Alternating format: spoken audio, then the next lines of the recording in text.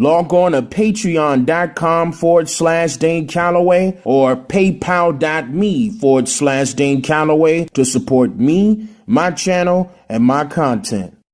Any amount is much appreciated, and I humbly thank you.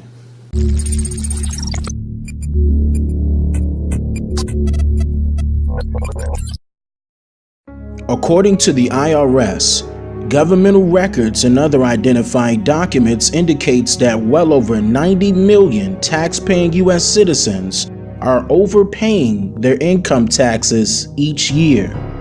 Typically, this happens because you're having too much taken out of your paycheck each period. These taxpayers are who Uncle Sam loves, and not only that, so does the taxpayer's employer. Those extra dollars are literally a free loan towards the federal government. And that is only if your employers report those extra dollars back to the IRS. Millions of taxpayers would just simply trust that their employers are accurately following federally regulated protocol. But according to private investigative researchers and many politicians, this regulatory compliance tends to be circumvented by many employers, and in most cases on a monthly basis. Now you might be wondering why. Well, I will state a two-part answer to this question. First, I must make mention of how most of these, quote, lawful regulations are disingenuously implemented into effect merely under the color of law. For example, I recently crafted a poll to my followers on Facebook, inquiring about how many people were truly aware of whom they actually pay their taxes to. Now, I am more than sure that your answer will be the IRS, right? But surprisingly enough, that answer is unknowingly incorrect.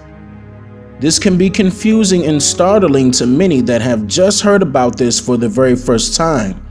So I will elaborate more on this subject right now. Taxpayers that are earning less than approximately $114,000 a year are literally paying their taxes to their employers. Wait, it gets worse. Your employers does have to pay their own taxes to the IRS, but you as the employee must pay that portion as well. Not only that, the employer's portion that you must pay is equal to the exact same amount of the original portion that you're already paying for your own individual taxes from your wages. Tax is regressive because companies just pass the costs on to consumers.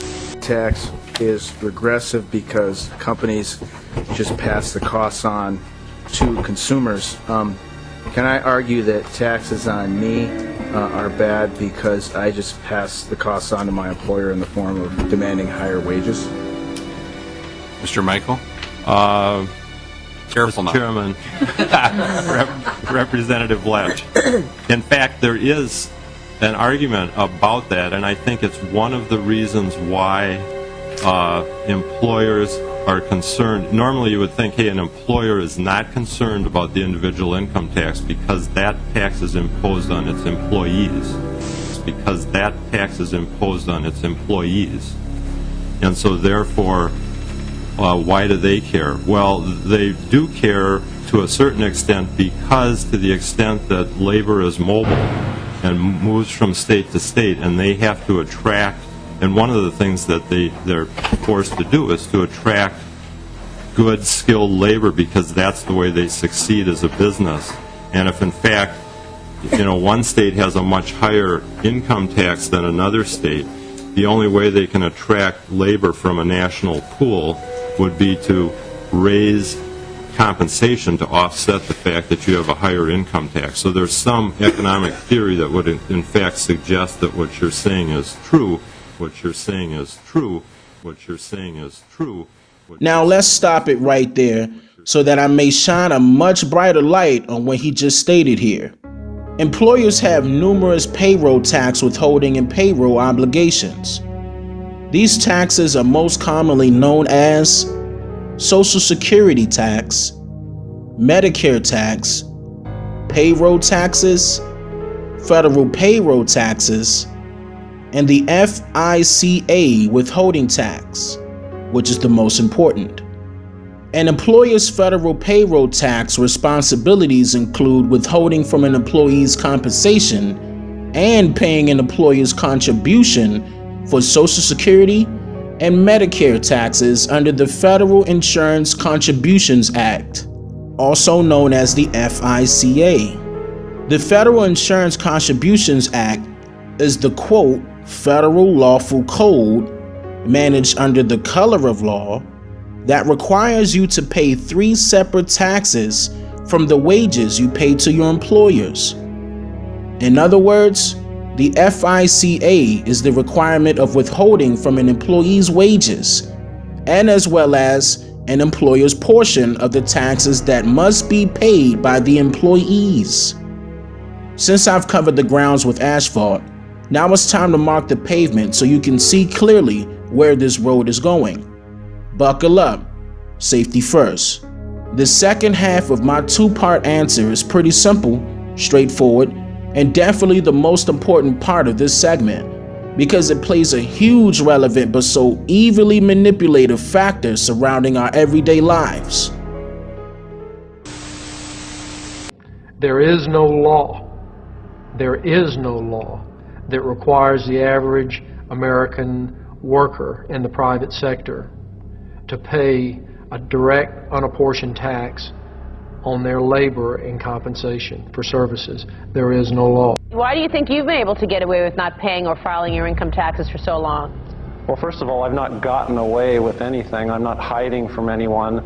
I'm simply asking the IRS to show me the laws that apparently require me to do these things, and they are suspiciously reticent to answer questions from me, and of course there are millions of other people, many other organizations who have attempted to get answers. They act very suspiciously when asked to simply sit down at the table with the American people and discuss what their obligations are. Rather than pulling up a chair, they pull out a club.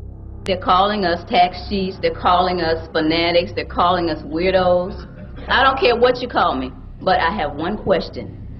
Where is the law? Show me the law. These liens that are recorded against people by the government for tax liens are nothing more than allegations. They are non-substantive. They have never been determined by a neutral third party, such as a court, to have one shred of validity. If you ever get a notice of an audit or anything else, the first thing you should do is a Freedom of Information Act request for records that they're using to substantiate or justify the audit. Can I ask you, why did it take so long from the first time we knew that this was happening to got the report done? I met the president said just the other day, I think it was yesterday, that he just got a look at the report, and that's the first time he knew anything about it. Well, first, other than reading it in the papers, I guess. Are you asking how? Yeah. So, have you ever seen that magnitude before? Anything no, this magnitude? No. It's never come up before. No, it has not. Okay. All right. Thank you, Mr. Miller. Now, you've been on the job for quite some years, but the current job you're in is from November 9th, 2012. So, is that right? So you just took over as acting commissioner? In November of 12. Yes, I have both jobs. All right, but before that, one of your jobs, you were the Commissioner of Tax Exempt and Government Entities Division. So you actually were in the job that we're questioning now, that group of what was happening there. So would you have been in Cincinnati? No. You were never in Cincinnati? No. So is Cincinnati some outpost? So obviously the IRS is a nationwide organization. Oh, I know, I understand that. I understand PhDs. that, and I want to tell you, listen, believe me, if you think it's uncomfortable sitting over there, you ought to be a private individual when the IRS is across from you questioning. So I got to tell you, it's uncomfortable for everybody. But my question, more specifically, is: so how did Cincinnati get to where they are? How did they develop that strategy, and how did they know to go after these certain groups? How did they target those folks? That just a couple rookies just showed up, didn't really know what they were doing. So again, I would point to the TIGDA report on what happened. No, I understand that. I understand that. But I'm hearing these are low-level people that push the wrong button. Now, when Cincinnati can't figure out, who do they confer with? Who's their counsel when they're looking at these entities, tax-exempt entities? Does it come back here to D.C.? There's two possibilities. Yes or no? Does it come back to D.C.? Yeah. Okay, all right. So D.C. and Cincinnati, we're pretty well connected in understanding what's going on. So this doesn't come as a great shock to anybody. In fact, I would say it doesn't come as a shock. You know what it does for the American people? It really establishes what they feared so often. I have a grandson who's afraid to get out of bed at night because he thinks there's somebody under the bed that's going to grab him. And I think most Americans feel that way about the IRS. I mean, you get a letter from you folks or a phone call, it's with terror that you look at it. And now this kind of reconfirms that, you know what? They can do almost anything they want to anybody they want, anytime they want. This is very chilling for the American people. Now, I know that where you're at, you're resigning, you're walking away from it. But this is not going to go away. This is a Pandora's box that has been opened, and I don't think we can get the lid back on it. And I don't believe that the White House just found out about this in a news report. The president happened to grab a TV shot or just read Mr. George's report and said, you know what, anybody heard about this before? I'm just getting the first look at this. Shouldn't somebody be responsible? And I'm thinking maybe the executive office, maybe Treasury falls in there. I'm not sure that we understand how that organizational chart works, but I am really concerned. Now, I got to tell you, where you're sitting, you should be outraged, but you're not. The American people should be outraged, and they are. And this committee, this has nothing to do with political parties. This has to do with highly targeted groups. This reconfirms everything that the American public believes. This is a huge blow to the faith and trust the American people have in their government. Is there any limit to the scope of where you folks can go? Is there anything at all? Is there any way that we could ask you, is there any question that you shouldn't have asked? My goodness, how much money do you have in your wallet? Who do you get emails from? Whose sign do you put up in your front yard? This is a tax question? And you don't think that's intimidating? It's sure as hell intimidating. And I don't know that I got any answers from you today. And I don't know that what Mr. George has done is great work. But you know what? There's a heck of a lot more that has to come out in this. And anybody to sit here today and listen to what you have to say, I am more concerned today than I was before. And the fact that you all can do just about anything you want to anybody, you know, you can put anybody out of business that you want anytime you want. And I got to tell you, you talked about you're a horribly run organization. If you're on the other side of the fence, you're not given that excuse. And when the IRS comes in, you're not allowed to be shoddy. You're not allowed to be run horribly. You're not allowed to make mistakes. You're not allowed to do one damn thing that doesn't come in compliance. If you do, you're held responsible right then. I just think the American people have seen what's going on right now in their government. This is absolutely an overreach, and this is an outrage for all America. I yield back. All right. Mr. Griffin is recognized for 5 minutes. Thank you, Mr.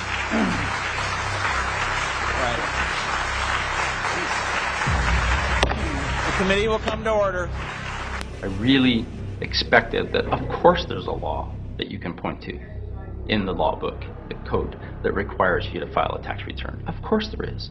Maybe I don't know what it is right then as he was speaking to me, but sure. So naively, I agreed to go off and research it and get back to him.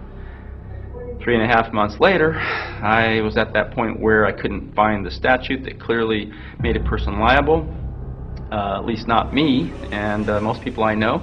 And I had no choice in my mind except to resign. I had to leave the IRS because I presented evidence that I had accumulated indicating that the agency was violating the law and violating people's rights. And I asked the agency for a response to my sincere concerns. And the answer I got was that they would not respond to my concerns and that they would provide me with the paperwork necessary to tender my resignation. But We the People Foundation for Constitutional Education put a full-page ad in the USA Today on July 7, 2000.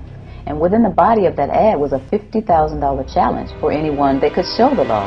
And to me, $50,000 is a lot of money. So I went after that and did the research based on the fact that I thought, let's put this baby to bed. I'm hearing all these rumors. You know, I'm going to kill two birds with one stone. I'll answer these people's questions they're asking me, and then I'll win this $50,000. And, you know, based on the research that I did throughout the year 2000 and that I'm still doing, I have not found that law. I've asked Congress, we've asked a lot of people in the IRS commissioners, helpers.